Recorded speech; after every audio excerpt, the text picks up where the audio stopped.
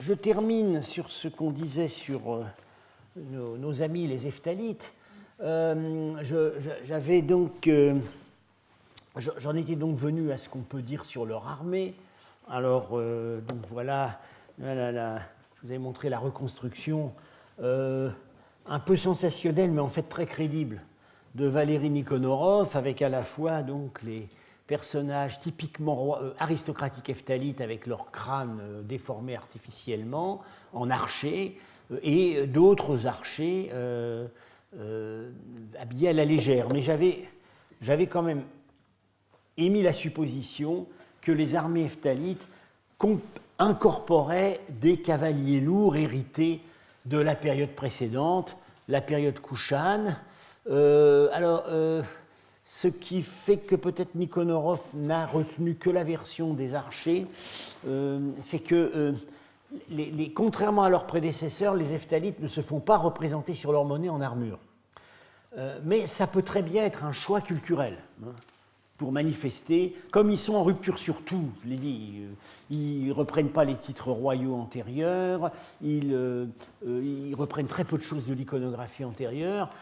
Comme ils sont en rupture sur tout, ils pouvaient être aussi en rupture là-dessus, et vouloir montrer d'où ils sortaient. Ils sont représentés en armure, mais sur des monnaies d'or très stéréotypées et mises en bactriane, qui sont en fait la continuation des séries antérieures. Alors, on sait...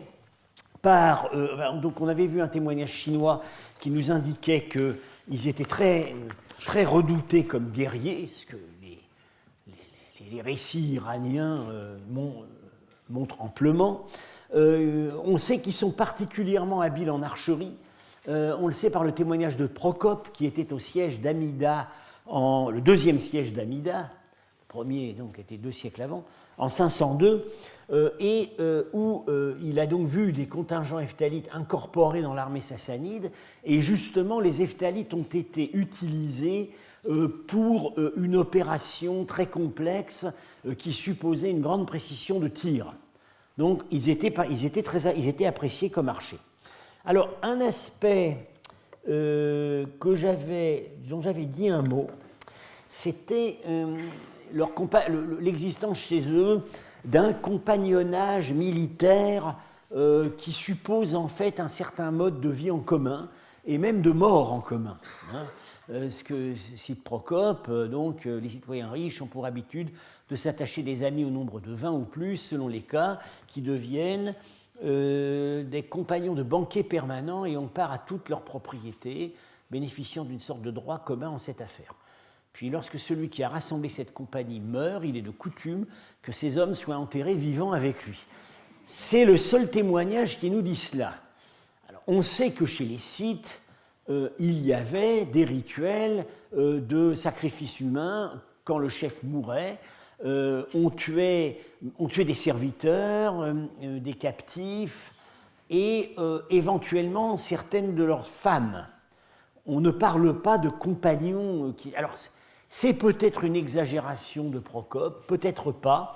Alors, ce témoignage est intéressant parce qu'on voit peut-être là la préfiguration d'un mode d'organisation militaire qu'on va trouver plus tard dans la société sogdienne. Alors, Étienne de la Vessière a beaucoup écrit là-dessus, notamment dans son livre De Samarcande à Samara, élite d'Asie centrale dans les armées abbassides, un livre vraiment fondamental. Et on sait que les Sogdiens avaient un système de compagnonnage militaire qu'on appelait les tchakars. C'est probablement une dérivation d'un mot iranien qui veut dire fils adoptif. En fait, les chefs s'entouraient de tchakars. Alors c'est connu, on sera amené d'ailleurs à en parler à propos des fortifications, puisque dans certains cas, les récits de la conquête arabe nous montrent que certains des châteaux sogdiens sont effectivement défendus par des tchakars. Ces tchakars sont connus également dans des témoignages sur des armées commandées par des Sogdiens en Chine.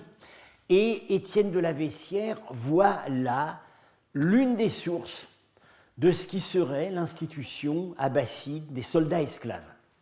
et pas tous soldats esclaves d'ailleurs, mais c'était justement les Abbassides se méfiaient énormément des Arabes, bien que l'étant eux-mêmes, et ils s'entouraient à Bagdad d'une garde qui, au départ, était en fait une garde venant d'Asie centrale. Et puis, au fur et à mesure du temps, l'élément turc esclave, des esclaves achetés sur les marchés ou capturés, enfin en Asie centrale, est venu relayer l'élément iranien oriental. Et alors, au fil du temps, selon l'hypothèse d'Étienne de la Vessière, ce serait en fait l'origine d'un système qu'on connaît plus tard, qui est le système des Mamelouks. C'est-à-dire, à nouveau, la garde, l'élite militaire qui vient en fait de soldats esclaves. Le système des Mamelouks va subsister en Égypte, sera aboli dans l'Empire ottoman. Le système des Mamelouks va subsister en Égypte jusqu'à la conquête ottomane du début du XVIe siècle. Là encore, ça préfigure d'une certaine manière le système des janissaires, qui sont également des esclaves achetés. Voilà, donc il y aurait là tout un développement dont les premiers indices pourraient bien se trouver dans cette organisation de l'armée heptalite. Alors, cette indication donnée par Procope, selon moi, c'est une hypothèse peut-être très avancée, pourrait expliquer l'étrange renseignement qu'on trouve chez Tabari, qui lui nous donne le point de vue royal iranien vis-à-vis des Hephthalites. Péroz ensuite marcha contre un peuple appelé les Hephthalites qui s'était emparé du Torarestan. Au début de son règne, il avait renforcé leur pouvoir. On a vu en effet qu'ils étaient intervenus avant même d'être arrivés comme puissance impériale. Ils étaient intervenus dans la querelle de succession entre Péroz et son frère et l'avaient aidé à monter sur le trône. On dit qu'ils pratiquaient la sodomie, et à cause de cela, Péroz n'estimait pas admissible de laisser le pays entre leurs mains. Étrange casus belli, quand même. C'est quand même la première fois qu'on entend parler d'un peuple qu'on va combattre à cause de ses habitudes sexuelles. Alors, je me demande si derrière ça, il n'y a pas des stéréotypes ou des réalités qu'on appliquait justement à l'existence de ces compagnonnages militaires, où ces gens donc, qui vivaient dans une situation d'extrême proximité, on pourrait peut-être même dire de promiscuité, c'est un petit peu comme les compagnonnages militaires dans la Grèce ancienne, étaient prêts à mourir les uns pour les autres, étaient liés par des serments, des sortes de fraternité, etc. Et le stéréotype ou la réalité associant les pratiques homosexuelles au compagnonnage militaire fermé, c'est quelque chose qui a une longue histoire. Bon, on sait ce qu'on en disait pour la Grèce ancienne. Les roulams, justement, les soldats esclaves des Abbassides, puis des dynasties turques qui les ont succédés, on disait ça aussi sur eux. Il y a des anecdotes sur Mahmoud de Razna et ses roulams. Hein, bon. Je vous rappelle c'est l'accusation principale qu'on a portée contre les Templiers, et on discute encore chez les médiévistes pour savoir si tout était faux ou pas. Non. Il y avait aussi l'accusation de blasphème, mais il y avait cette accusation-là. On a dit ça c'était la réalité chez les janissaires, et puis c'est aussi ce qu'on a dit sur la Légion étrangère. Il y a longtemps. Bon. Alors, je terminerai cette présentation des Hephthalites par un épisode, qui est relaté par les textes, et cet épisode est évidemment, on pourrait dire, le point culminant de l'histoire des Hephthalites. Ça se passe en fait relativement au début de leur destinée impériale. C'est les circonstances tout à fait extraordinaires dans lesquelles ils ont infligé une terrible défaite militaire à l'Iran. Alors là, on est vraiment on est vraiment au cœur à la croisée de plusieurs faits que nous avons mentionnés. La prise en otage de l'Iran sassanide jusqu'en 531, où l'Iran sassanide va être saigné à blanc par un tribut qui l'amène, selon certains calculs, à verser aux Hephthalites la plus grande partie de la masse monétaire qu'il émet. Et s'il y a des troubles sociaux précisément à ce moment-là en Iran sassanide, avec la révolte avec le mouvement révolutionnaire mazdakite, c'est peut-être aussi en partie à cause de ça. Alors, la force et la discipline des armées hephthalites, évidemment, l'arrière-plan nomade, alors tout ça sort magnifiquement de cet épisode qui est donc, qu'on connaît par deux sources principales, Procope et Tabari. Et alors ce qui est intéressant, c'est qu'aucune de ces sources n'est dépendante de l'autre. Voilà, les points communs extrêmement forts entre les deux récits viennent tout simplement de ce que ces deux récits racontent la vérité. L'information de Procope est probablement venue par le canal habituel par lequel les historiens byzantins connaissaient les histoires, les démêlés sassanides sur les fronts orientaux, c'est-à-dire les récits d'Arméniens incorporés dans l'armée sassanide et qui, revenus au pays, racontaient ce qui s'était passé.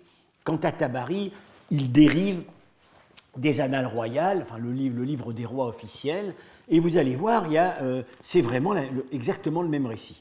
Alors Procope, dans la plaine où les Perses devaient faire irruption dans le pays des Hephthalites, donc cette plaine, on sait à peu près où c'est à l'ouest de Bactre, c'est peut-être encore marqué par le lieu de l'embuscade, et peut-être encore marqué par un toponyme, parce qu'il y a un endroit, une ville, voilà, occupé par une ville, qui s'appelle encore aujourd'hui Pir Narchir.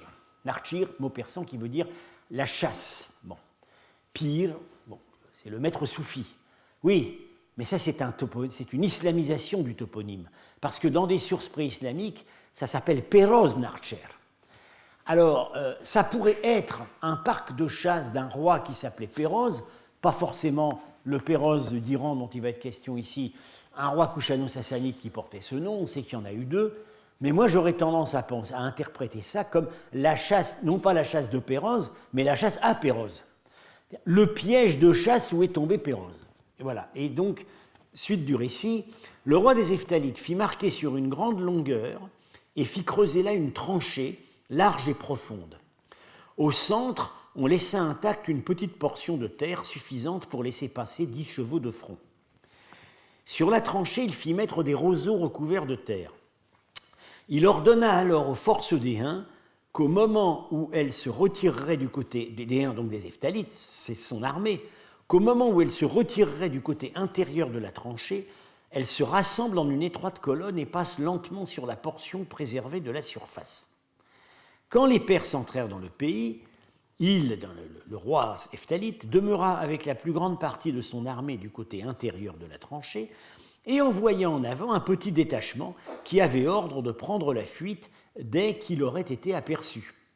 Les Perses tombèrent dans la tranchée, chaque homme, non seulement les premiers, mais aussi ceux qui suivaient, avec leurs chevaux et leurs lances, se tuant les uns et les autres. Parmi eux étaient Péroz et ses fils. Un texte indique qu'il y avait 7 fils qui ont péri là.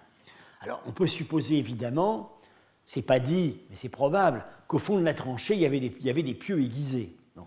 Et d'autre part, vous imaginez le tintamarre de l'armée sassanide bardée de fer de pied en cap, les chevaux eux-mêmes portant des armures et tombant là-dedans.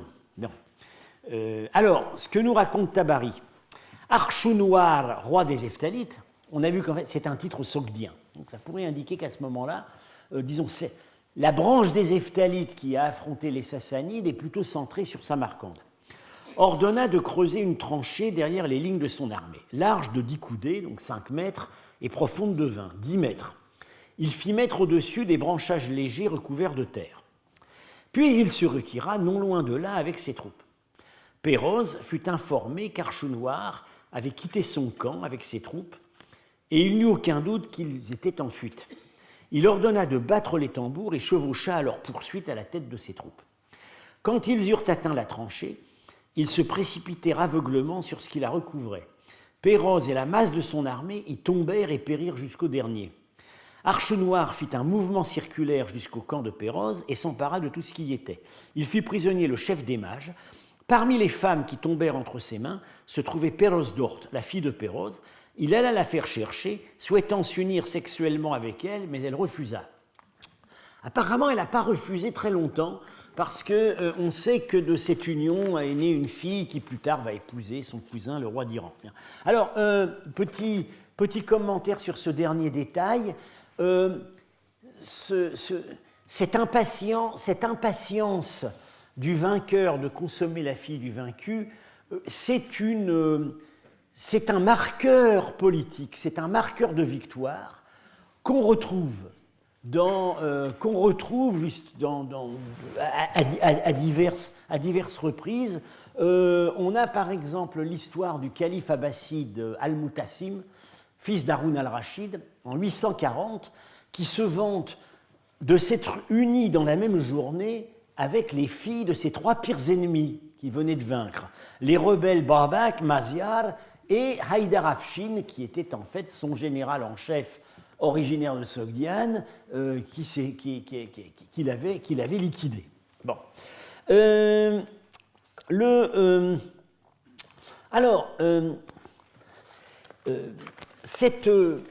On voit très bien, il y a dans cette tactique, il y a des aspects.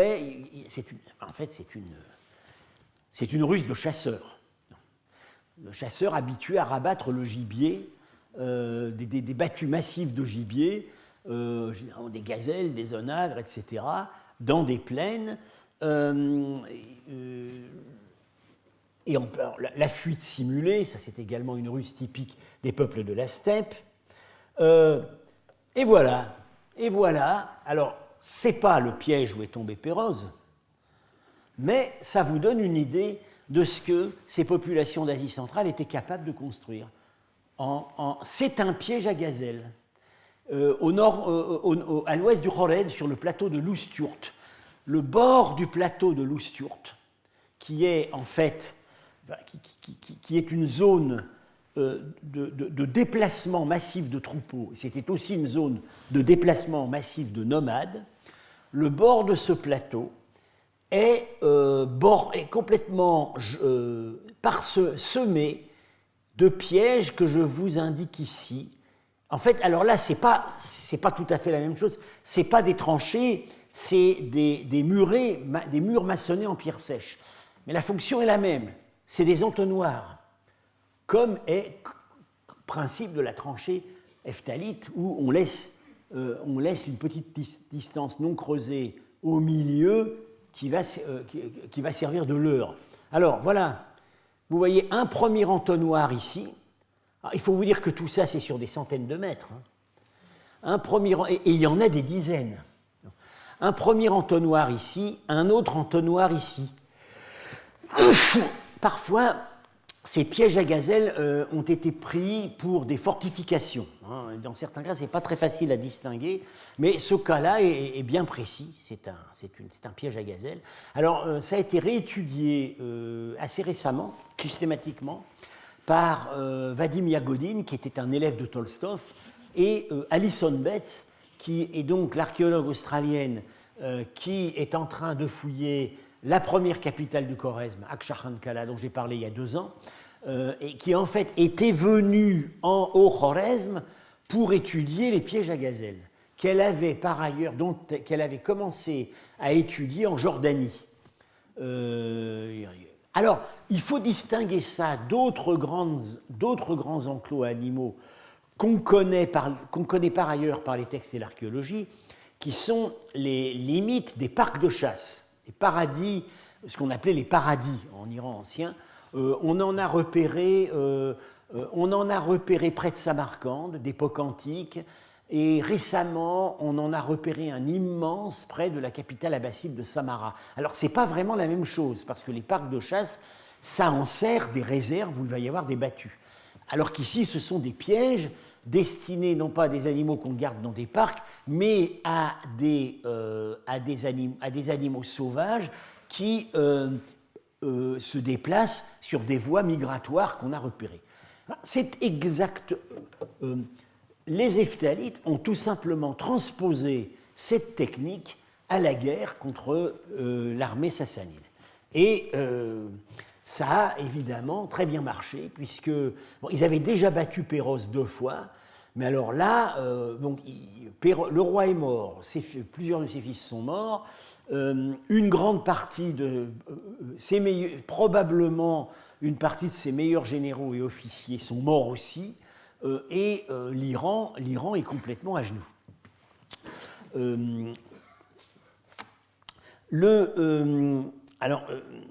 Après cela, les Hephthalites ont été débarrassés définitivement de l'hypothèque iranienne. Il n'y a plus jamais eu de tentative, il n'y a plus de tentative iranienne pour venger la défaite de Péroz. Au contraire, au terme de l'armistice qui finalement a été conclu, les Hephthalites ont fourni aux Iraniens des contingents qui sont allés les aider à combattre les Byzantins, comme j'ai dit. À partir de ce moment-là, les Hephthalites ont compris que le danger pour eux venait plus de l'ouest, il venait du nord, où visiblement on avait des indices de réorganisation des tribus, de grands remue-ménages. Alors, on est en train actuellement de travailler, comme je vous l'avais dit il y a quelques séances plus tôt, sur d'éventuelles explications climatiques qui pourraient expliquer cela. Toujours est-il que c'est probablement à l'époque hephtalite qu'en Sogdiane, vous voyez ici Samarcande ici, Boukhara ici, se retrouve systématisé un système de grands murs. Alors, vous voyez, ça c'est tiré du livre d'Étienne de la Vessière sur les marchands sogdiens. Vous avez en tiré les parties du mur qui existent encore, qu'on voit encore, et en pointillé les parties qui ont été décrites avant l'époque moderne, et maintenant on ne voit plus rien. Alors, n'imaginez pas la Grande Muraille de Chine. Ce sont des murs qui aujourd'hui se remarquent assez peu. Ce sont des levées de terre, éventuellement renforcées par des briques, avec des rangées de fortins. Ce qu'on remarque aussi, c'est que le mur tel qu'il existe, tel qu'on le voit ici dans son plus grand développement, qui encore une fois est probablement de l'époque hephtalite, puisqu'on ne voit pas pourquoi les Turcs auraient construit un mur comme ça, alors qu'eux-mêmes dominaient les deux côtés. Pour les Hephthalites, ça faisait sens. Ce mur a réuni des tronçons qui probablement avaient été construits par les oasis individuellement. On sait des murs boucliers, on sait qu'il y en a à Bactre, j'en avais parlé il y a 2 ans, il y en a à Merv, et alors là on voit très bien qu'il y en avait un tout autour de l'oasis de Boukhara. Alors ça pourrait être antérieur aux Hephthalites. Actuellement, il y a une opération archéologique conduite dans cette zone, la partie est du mur de l'oasis de Boukhara, par notre collègue de New York, Søren Stark, que j'envisage d'ailleurs de faire venir ici, parce que je vais peut-être faire une journée d'études ou un séminaire, ou peut-être même une partie de cours sur la question des grands murs. Il étudie à la fois des fortifications associées aux murs. Maintenant, on a des nouvelles techniques de datation, même quand on n'a pas de céramique, pas de monnaie. Il y a des techniques de datation par isotope qui font qu'on peut arriver à proposer des dates pour les remblais.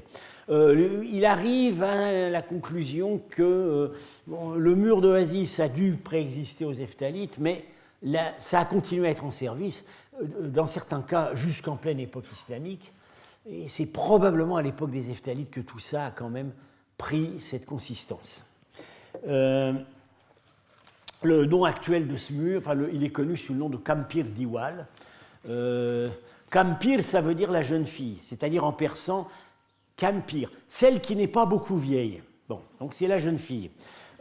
Et c'est toujours les mêmes légendes qui sont associées. C'est la fille du roi qui tombe amoureuse du chef ennemi et qui livre la forteresse. On a ça absolument partout. C'est un thème folklorique très répandu.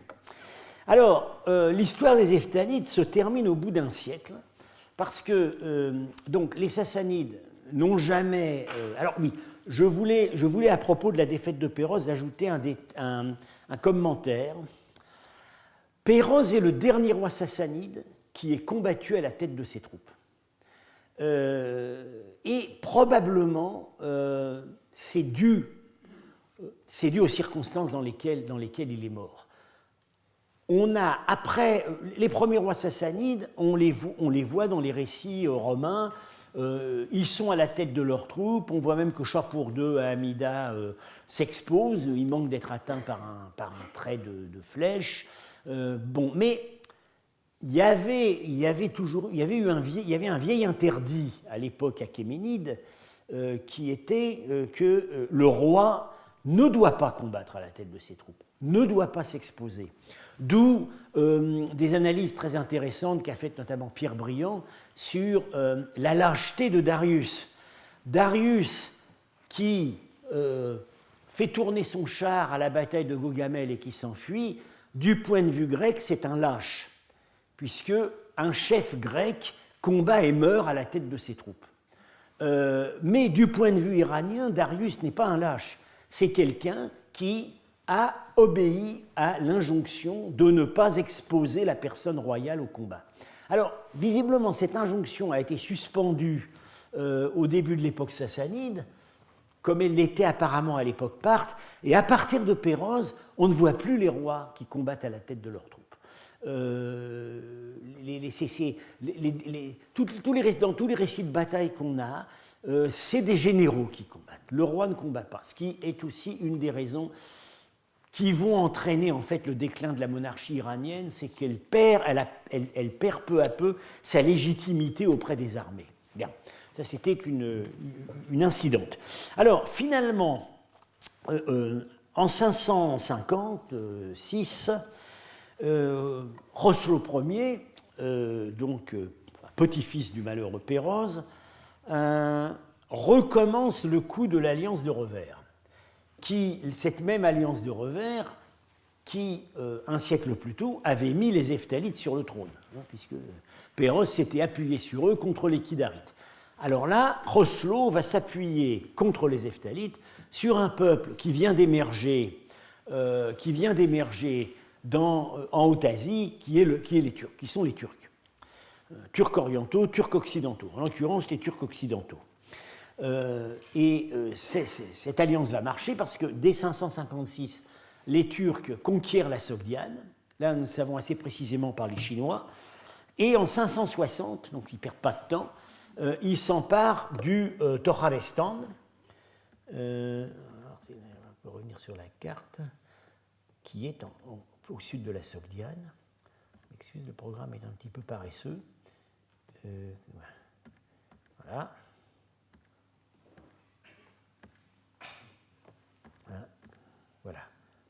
Voilà.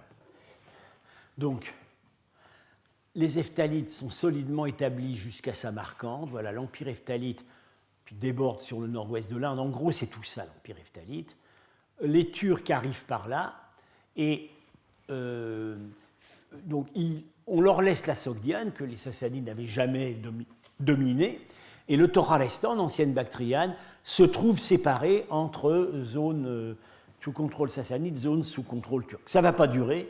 Très rapidement, il va y avoir des incidents, et finalement, les Turcs vont plus ou moins chasser les Sassanides du Tocharestan, sauf bref épisode de tentative de reconquête. Alors, pour cette conquête, c'est la dernière invasion nomade que va subir l'Asie centrale avant L'invasion arabe, oui, mais c'est une invasion nomade aussi, mais elle ne vient pas du même endroit. C'est la dernière invasion steppique que va subir l'Asie centrale avant la fin du Xe siècle, l'arrivée des dynasties turques. Et encore, les dynasties turques ne sont pas arrivées par invasion, elles sont arrivées parce qu'elles sont en fait arrivées par l'armée. Ce sont la prise de pouvoir par les Ghaznavides, les Karakhanides, c'est en fait c'est la prise du pouvoir de généraux et de troupes turques auxquels les monarchies iraniennes avaient confié les clés de leur armée. La première véritable prise de pouvoir accompagnée de déplacements importants de population, ce sera les Seldjoukides, au milieu du XIe siècle.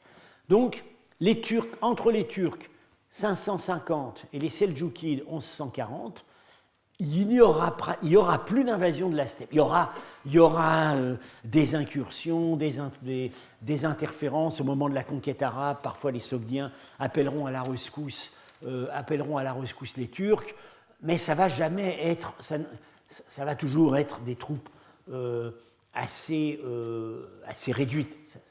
Ça va jamais plus être des invasions. Et là, ça pose évidemment un problème. Pourquoi succédant à 2 siècles où les invasions, il y a eu une invasion après l'autre, 5 siècles où il n'y a plus d'invasion.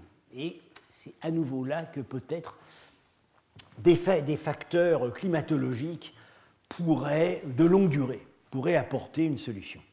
On n'a pas plus que pour les invasions précédentes, on a pour l'invasion turque des récits de sièges ni de dommages subis par les populations civiles. On a quand même un témoignage de panique par une source bouddhique. C'est un pèlerin qui est en fait, il n'est pas chinois, il est indien, mais il va terminer sa vie en Chine. Il a été publié seulement il y a quelques années, il s'appelle Narendra Yashas, voilà. Il était assez lent. Il prêchait le message bouddhique. Il se retrouve à Khotan en 556, puis il part vers le nord, donc par là, le Sémiretché, Bejbalik, au nord de Tourfan, plutôt par là. Son idée étant de reprendre après la route vers l'ouest, passer par la Sogdiane et redescendre vers l'Inde, son pays, comme ont fait avant lui les pèlerins chinois. Et il ne peut pas, parce que en 555, il est donc là, au nord de Tourfan, et le récit de sa vie dit qu'il ne pouvait pas continuer vers l'ouest, la route était coupée par l'invasion des Turcs. Alors, c'est précisément cette année-là. Donc, ça a dû être un gros remue-ménage. Et du coup, Narendra change son plan de carrière. Il ne va plus prêcher la parole bouddhique à l'ouest, il va aller en Chine, où il va terminer sa vie centenaire et à la tête d'une grande école de traduction que l'empereur lui a offert. Bien. Donc c'est le seul récit qui nous donne un petit peu de substance sur les circonstances de cette invasion. Alors l'originalité, cette conquête turque, c'est la dernière, et par rapport aux précédentes, les Chionites, les Kidarites, les Hephthalites, elle a une originalité, c'est qu'eux, ils vont s'arrêter sur la ligne de l'Hindoukouche, ici. Ou plutôt, ils vont la déborder au bout d'un siècle seulement. Et ça, c'est nouveau. Et je pense que c'est probablement lié au fait que l'assise de leur pouvoir reste jusqu'à la fin très solidement ancrée en Mongolie, au Sémiretché, territoire du Nord. Alors que dans le cas des précédentes migrations nomades, ce sont des gens qui certes sont arrivés du nord-est, de l'Altaï, mais qui finalement se sont établis sur les pâturages de la Bactriane orientale. On en est sûr pour les Kidarites et pour les Hephthalites, et du coup là-bas, les bases à partir desquelles ils vont rayonner vont se trouver au sud. Et du coup, rapidement, ils vont s'intéresser aux routes commerciales et à ce qu'il y a à piller. les monastères bouddhiques qu'il y a à piller dans l'Inde du Nord. Ça ne sera pas le cas des Turcs. Leur univers géopolitique se trouve plus au nord. Ils n'auront pas pendant longtemps de relations avec l'Inde, contrairement à leurs prédécesseurs. Leurs relations seront avec la Chine. Alors, avec cette dernière vague de conquête, donc milieu du VIe siècle, j'arrête provisoirement la narration historique et maintenant on va en venir à la deuxième partie du cours, c'est-à-dire plus austère, je ne vous le cache pas, la descente sur, je ne dirais pas au ras des pâquerettes, mais enfin, la descente sur le terrain archéologique. Comment est-ce que tous ces grands bouleversements, ces grandes migrations, ces grands épisodes guerriers, ces grandes transformations se sont traduites au niveau de l'urbanisation, des fortifications, etc. Alors, quand on va donc aborder le terrain, on va devoir garder à l'esprit les grands cadres définis par tout ce qui a été dit précédemment. C'est-à-dire qu'il faut se rappeler que nous sommes donc, ces 2 siècles, hein, donc 350, 550 en gros, ce sont des périodes de migration répétées, très important, migrations qui toutes ont été suivies par des processus de sédentarisation. Ce sont également, et par voie de conséquence, des époques de militarisation de la société. Et enfin, ce sont des époques d'afflux monétaire, où l'Asie centrale devient un protagoniste extrêmement dangereux et menaçant pour les civilisations sédentaires des environs. Pas la Chine vraiment qui a ses propres problèmes avec ses propres nomades, mais l'Inde et surtout l'Iran. Et cette situation, on sait que, au moins les Kidarites et les Hephthalites l'ont utilisée pour prendre en otage l'Iran et en soustraire de grandes ressources monétaires. Et quand on voit la prolifération de fortifications, de fondations de petites villes fortifiées, etc., à cette époque, il faut toujours se garder ça en tête. Il n'y avait pas que les ressources agricoles. Il y a le commerce, évidemment, et ça compte beaucoup, qui se développe considérablement à cette époque, entre les mains des Sogdiens, mais il y a aussi le tribut, le butin. Voilà. Ce sont des modèles historiques qu'on retrouvera plus tard quand il s'agira notamment de l'expansion viking. On voit très bien que la construction de villes, l'expansion économique évidente des pays scandinaves à cette époque, c'est la conséquence de transferts de richesses liés au départ à l'activité guerrière des Vikings. On peut penser que pendant ces 2 siècles, l'Asie centrale a vécu des processus analogues. Des considérations. Alors, oui, excusez-moi, je vais tenter de suivre les instructions qu'on m'a données. Alors, voilà. Hop. Oui, alors, oui, voilà. Mon Dieu, j'y arrive. Oui. Là, je me mets sur ce programme, d'accord. Je vais sur diaporama. Incroyable, j'y suis arrivé. Bon.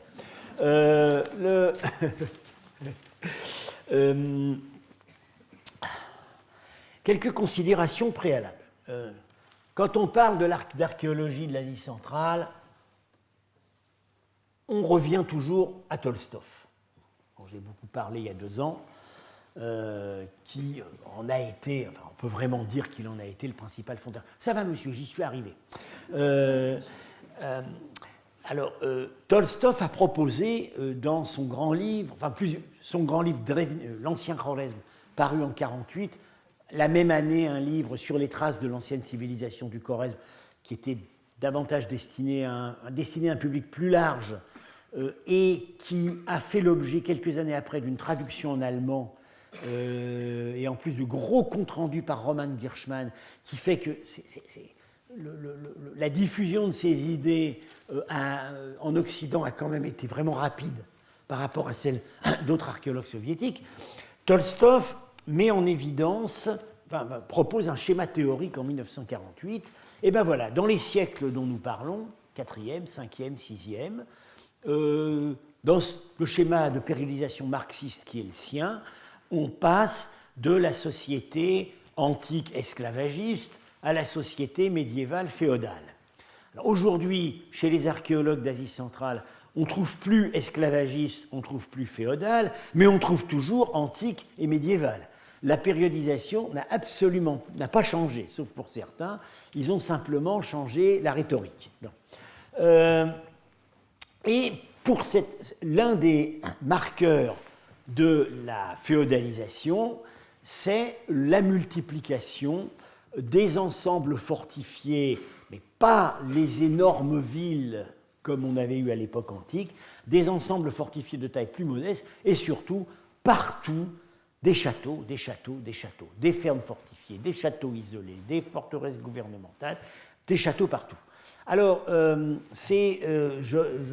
j'emploierais donc pour ce phénomène un terme qui a été introduit et mis à l'honneur chez nos historiens médiévistes occidentaux par mon ancien collègue Pierre Toubert, qui a proposé pour le Moyen-Âge, l'Italie du Haut Moyen-Âge, le terme d'encastellamento, qu'il a trouvé dans ses sources, et les historiens du Haut Moyen-Âge occidental utilisent très largement ce terme aujourd'hui. Il y a un encastellamento au Khwarezm, et il y a un encastellamento partout en Asie centrale pendant ces siècles.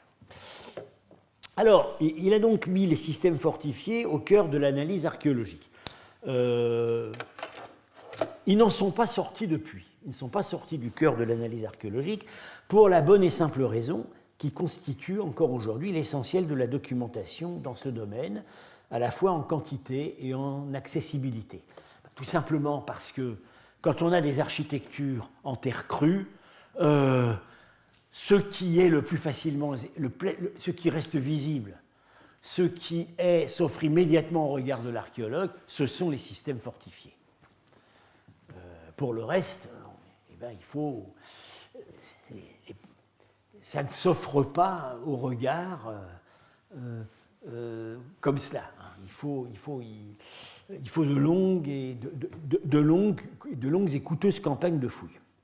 Au Khwarezm, on peut, ou plutôt on pouvait à l'époque de Tolstov, faire beaucoup d'observations sans fouilles. Alors, je montre ici des dessins qu'il a publiés dans ses... C'est pas dans Drevný Króleb, c'est à la même époque. Alors, j'insiste... L'importance des dessins dans l'œuvre de Tolstov et de ses contemporains, il savait très bien que les techniques de reproduction, de photographie et surtout de tirage photographique disponibles à l'époque dans l'édition soviétique étaient le plus souvent catastrophiques. On a des photos, on doit travailler encore aujourd'hui avec des photos pathétiques, retouchées, voilà. L'art de la retouche était très utilisé politiquement, comme on sait. Voilà, Trotsky transformé en pot de fleurs. Il a été après très utilisé en Chine, mais il était utilisé aussi par les archéologues. Donc, pour compenser cela, ils ont beaucoup dessiné, et très bien dessiné.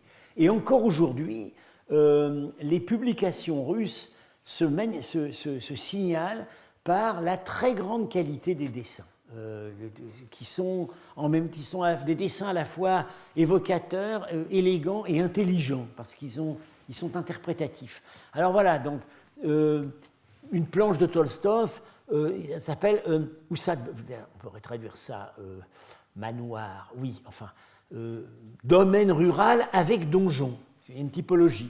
Et pour ça, il y avait en fait pratiquement pas besoin de fouiller. Voilà, pour chaque site, petit site, il donne le dessin. Et alors les dessins, c'est lui qui les faisait, ou alors c'était son frère. Il faisait venir il a fait venir des artistes, rien que pour illustrer les publications. L'un d'entre eux étant le fameux Savitsky, qui est resté et qui a créé l'extraordinaire musée des avant-gardistes à Noukous. Vous voyez, on voit, bon, voilà, manoir, enfin domaine rural, donjon. Domaine rural, donjon. Petit plan, fait pratiquement sans fouille, tout ça, ça sortait du sable, et la silhouette. Et il y en avait partout de ces châteaux. Alors voilà, ça c'est domaine rural sans donjon. Vous voyez, hein, on n'a que la cour, avec parfois une porte un peu renforcée. Il n'y a pas de donjon. Voilà. Attendez, est-ce que j'ai mis... il y en avait un autre que j'avais voulu... Voilà. Château isolé. Ouais. Alors, oui, c'était... Bon, tout ça, c'est d'une datation assez imprécise, non, disons du 5e au 8e siècle. Mais on voit encore très bien l'extraordinaire conservation, les décors, les archères et ce qu'on appelle les décors à gaufrure, des semi-colonnes qui agrémentent. Et ça va. On s'est aperçu après que c'était partout en Asie centrale. Mais au Khorezm, ça s'offrait au regard du voyageur. Il y en a ces châteaux, il y en a des centaines dans le pays. Alors aujourd'hui, n'imaginez pas que il faut aller au Khorezm, c'est un pays magnifique à visiter, mais n'imaginez pas que vous reverrez tout cela. Beaucoup de ces sites ont disparu tout simplement par l'effet de la remise en culture, de l'irrigation. Alors, certains de ces châteaux subsistent de manière très impressionnante, mais ce sont ceux qui sont sur les hauteurs. Alors, vous avez ici l'extraordinaire château d'Ayascala II, qui se trouve, il est construit sur un piton naturel, ce qui fait qu'il a subsisté, et vous pouvez encore voir les gaufrures, le décor de semi-colonne qui l'entoure, avec chaque fois des archères. Alors, comme j'avais eu l'occasion de le signaler, ces archères sont parfois vraies et souvent fausses. Mais évidemment, l'ennemi qui va venir attaquer, il ne connaît pas la différence. Donc elles ont un effet dissuasif. Bien. Alors, bon, c'est une approche, évidemment, cette approche par les châteaux, les systèmes fortifiés, est plus limitée que les possibilités qui s'offrent à l'archéologie occidentale pour explorer ces siècles-là. Mais bon, ce matériel des châteaux a été remarquablement utilisé. Je rappelle que dans les années, à la fin des années 70, quand Henri-Paul Francfort a fait, sous la direction de Paul Bernard, ce qui était en fait la première thèse d'un archéologue français utilisant massivement les matériaux d'Asie centrale, Paul Bernard voulait lui faire au départ une thèse sur l'urbanisation de l'Asie centrale. Ce n'était pas possible à cette époque, il n'y avait pas le matériau. Il a réorienté vers les systèmes fortifiés. Il en a publié une version abrégée de son travail en 1979 et il a montré tout ce qui avait attiré de ses publications. Alors, on peut dire qu'aujourd'hui, le livre qui, disons, le plus synthétique, le plus intelligent, celui qui fait vraiment le plus autorité, c'est celui de notre regretté collègue Grégory Semyonov, La fortification sogdienne des 5e, 8e siècles. Semyonov est mort prématurément en 2007. C'était un élève de Marchak et il avait d'abord travaillé à Penjikent. Son livre est issu de sa thèse largement fondée sur les remparts de Penjikent, et ensuite il a travaillé sur le site de Paikent, sur lequel le musée de l'Ermitage continue à fouiller. Site très intéressant, un peu moins excitant que Penjikent pour le prix islamique, parce qu'il y a des niveaux islamiques jusqu'au XIe siècle qui recouvrent, qui ne permettent pas de trouver la même richesse, les mêmes richesses artistiques qu'à Penjikent, mais justement, c'est très intéressant pour étudier la transition des périodes. J'ai d'ailleurs été amené à en parler à mon cours la première année. Alors, il y a d'autres monographies régionales en russe. Il faut dire que, sur ces questions des châteaux, la bibliographie est gigantesque, notamment en russe, très très nombreux articles, très dispersés.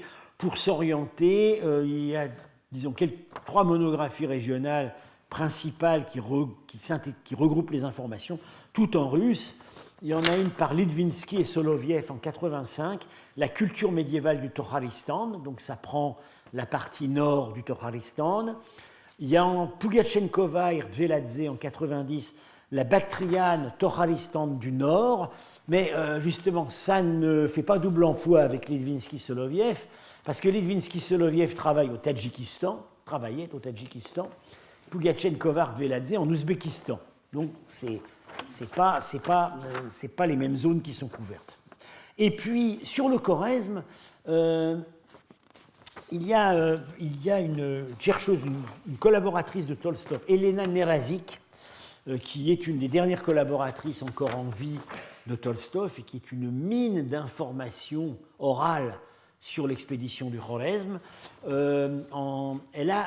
C'est quelqu'un qui a passé sa vie à travailler sur justement ces questions d'urbanisme, de réseaux villageois, etc., à partir d'une oasis dont je vais être amené à parler, Berkut-Kala, qui, à l'époque où elle y a travaillé, était intacte. On s'y promenait. Il y avait les châteaux, les fermes, les maisons. Il manquait plus que d'avoir la clé. Voilà. Et elle a travaillé 40 ans là-dessus. Et finalement, en 2013, elle a publié une nouvelle synthèse qui s'appelle « La formation de la société du haut Moyen-Âge sur le bas Amoudaria ». Vous ne trouverez pas ça chez Amazon. C'est ces livres avec très petit tirage qu'on a seulement quand on connaît les archéologues. C'est à la fois un avantage et un inconvénient du système ex-soviétique. On peut se dire, une vie entière passée à étudier une région, un thème, une oasis, est-ce que ça n'entraîne pas quand même une certaine sclérose? Alors c'est vrai que, personne ne va aller sur les brisées de Madame Nerazik. Il y a dans l'archéologie soviétique un sentiment extrêmement fort de droit intellectuel de l'archéologue sur son matériel. Alors, dans certains cas, ça a des effets pervers. Je ne vais pas citer de nom, mais l'archéologue s'endort un petit peu sur son matériel, les choses ne sortent pas et ne peuvent pas sortir, ne peuvent pas sortir de son vivant. Et puis, quand ils sont morts, la famille essaie de négocier la vente des archives. Bon, là, on ne peut pas les blâmer dans les conditions économiques des archéologues aujourd'hui. Mais en même temps, quand ce sont de grands esprits, ça fait une recherche qui mûrit, qui est vraiment... les livres de Madame Nerazik sont tout à fait enthousiasmants. C'est pas facile à lire, hein, il faut vraiment s'accrocher, même quand on lit bien le russe, mais c'est d'un très très haut niveau d'information. Alors, on peut dire que l'inventaire global de ces sites fortifiés, de ce qui en subsiste aujourd'hui et de ce qui en subsistait à partir disons à l'époque où on a commencé à les enregistrer, cet inventaire est quand même maintenant très avancé dans toutes les régions, sauf du côté afghan, où l'inventaire n'avait fait que commencer lorsque les événements ont rendu les choses impossibles. La reprise de l'activité archéologique par la DAFA depuis 2002 n'a pratiquement pas touché cette période dont je parle ici. Ils se sont surtout intéressés à des sites antiques, et très bien, ils ne pouvaient pas tout faire. Mais là, on voit vraiment s'il y a beaucoup moins de châteaux connus du côté afghan, c'est pas qu'il y en avait moins, c'est que c'est moins étudié. Une exception, c'est autour de Bamiyan, où ça a été étudié depuis longtemps par Marc Lebert, et l'étude est maintenant reprise, par Thomas Lorrain, et là, ce sont des choses qui avancent. Alors, la tâche qui s'impose aujourd'hui, mais elle n'est pas facile, si on veut arriver à faire dialoguer mieux les restes archéologiques et les textes qu'on a et dont nous avons vu dans les séances précédentes, qui sont quand même là nombreux et précis, c'est l'affinement des chronologies. Et ce n'est pas une tâche facile, comme on s'en est rendu compte lors d'un colloque qui s'est tenu à l'Ermitage en octobre 2015, à la mémoire de Grégory Semyonov, et le thème du colloque, c'était précisément les chronologies des sites d'Asie centrale. On a vu que c'était difficile. Les monnaies, alors, disons, les inscriptions, il n'y en a pas, pratiquement pas, pour ces époques, sauf les inscriptions de fondation de Kultobé au Kazakhstan, dont j'ai parlé il y a 2 séances. L'indice matériel le plus précis, le plus datable, ce sont les monnaies. Alors, là, les chronologies monétaires sont vraiment en voie d'amélioration considérable, notamment par les efforts de l'école de Vienne. On a liquidé des théories chronologiques très invraisemblables qui, pendant longtemps, avaient tenu le haut du pavé. Les théories de Goebbels, avec sa chronologie extrêmement tardive des couchants et de ce qui avait suivi. Les théories de Zeimal, qui n'avait pas les mêmes prémices que Goebbels, mais qui lui aussi avait des chronologies très tardives. Zeimal étant par ailleurs un remarquable numismate, même ceux qui savaient qu'il avait tort ne pouvaient pas aller contre. Il faut savoir aussi que Zeimal travaillait à l'Ermitage, et qu'à l'Ermitage fonctionne comme un corps extrêmement compact. C'est-à-dire que, je ne pense plus que ce soit le cas maintenant, mais à l'époque soviétique, ils avaient des réunions et on décidait à la réunion quelle serait la doctrine de l'Ermitage. Et donc, même ceux des savants de l'Ermitage qui savaient au fond d'eux-mêmes que ce n'était pas la bonne solution, se sentaient obligés de se taire. Voilà, et c'est Marchak qui me l'a raconté. Marchak, pendant toute sa carrière, a rusé autour de la chronologie Kushan pour ne pas avoir à écrire quelque chose là-dessus, parce qu'il se doutait très bien que Zeimal se trompait d'1 siècle et demi, mais Zeimal était le numismate de l'Ermitage, et par ailleurs un homme remarquable et un proche ami de Marchak. Et donc, c'était l'omerta. Bon. Donc, sur les monnaies, la chronologie avance, mais le problème, c'est qu'on trouve peu de monnaies bien stratifiées dans les fouilles d'Asie centrale pour ces époques, et surtout dans les fouilles de remparts. Les remparts, ce n'est pas des endroits très fréquentés. Donc, a priori, une fouille de rempart, elle ne va pas souvent donner des monnaies. Ou alors, oui, parfois, on va trouver une monnaie prise dans la maçonnerie parce que c'est des monnaies qui ont été récupérées dans... La terre utilisée pour les maçonneries a creusé des niveaux dans lesquels il y avait des monnaies. Ça arrive parfois. Mais ça ne donne qu'un terminus postquem. La monnaie que vous allez trouver dans le rempart, elle peut avoir 4 siècles. Elle peut être de 4 siècles plus ancienne que la construction du rempart. Voilà. Donc, j'en termine pour aujourd'hui. Je parlerai ensuite, donc, la semaine prochaine du deuxième fossile directeur, qui est la céramique, pour lequel la situation également, malheureusement, manque cruellement de précision.